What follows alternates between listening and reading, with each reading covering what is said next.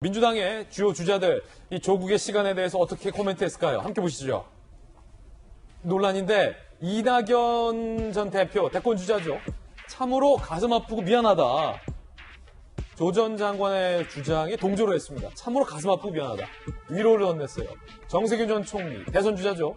가슴이 아리다. 법의 이름으로 당당히 그 진실이 밝혀지길 바란다. 응원을 했습니다.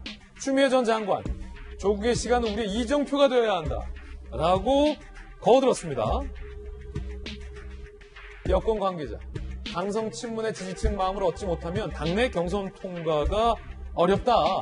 문제는 정작 후보된 뒤 야당 후보와 경쟁 때 조국 옹호 발언이 부메랑이 돼서 돌아올 수도 있다라는 여권 관계자의 고민.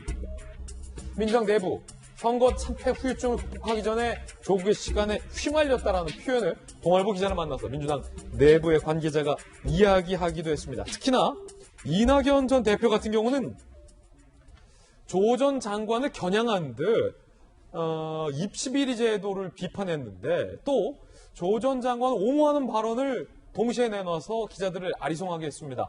어떤 의도일지 설명 들어보시죠.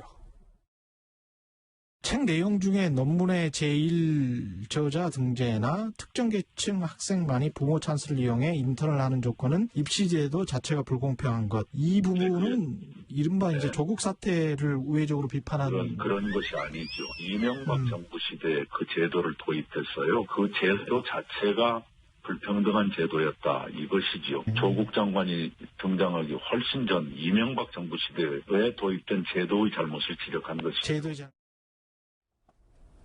이런 코멘트에 대해서 야당은 강하게 비판하고 있습니다. 야당의 비판도 함께 소개해드리겠습니다. 유승민 전 의원, 한심한 조비어천가 부를수록 민심은 싸늘해질 것이다. 윤희숙 의원, 조국에 치는 강성만 보고 정치하겠다는 거다. 김웅 의원, 조국이 민주당이고 민주당이 조국이다. 라고 비판했습니다. 윤 시장님. 제가 이낙연 전 대표 말씀하셨을 때 여기서 이야기한 것 같은데 제도에 대한 비판이기 때문에 저 잘 들어봐야 된다. 이게 우리 모두의 잘못이다라는 쪽인 거지 그 조국 전 장관에 대한 비판이 아닌 것 같다라고 했는데 더 나아갔죠. 이명박 정부 때 도입했다. 이건 사실이 아니에요. 우리 기억하시다시피 저거 사실 아니다, 이낙연 대표. 아니 그렇죠. 우리가 기억하시다시피 이제 김영삼 정부 때 수능이 실시되고 그 이후부터 이제 한 줄로 줄 세우기는 안 된다.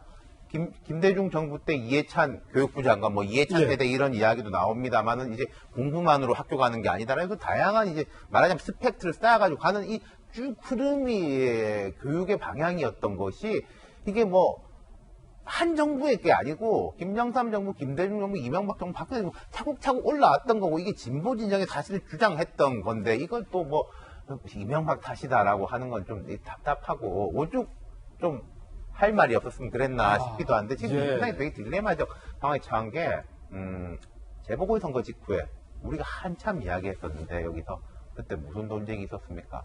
김어준 수호 논쟁 있었잖아요. 그때 3단계의 이야기가 있었어요. 아니 김어준 씨가 좀 문제가 있지만은 이걸 이제 권력이라든지 사람들의 이제 좀 위력 여론으로 이걸 방송을 폐지하려고 하는 것은 잘못된 것이다. 그런 충분히 가능한 이야기죠. 두 번째로는 그런 이야기가 있었죠. 시장에서 1위를 하고 있는데 그건 이게 뛰어나다라는 뜻이다. 그것도 팩트는 팩트니까 시장 1위를 하는 거예요. 그 당시에 근데 유일하게 한 분이 그랬습니다.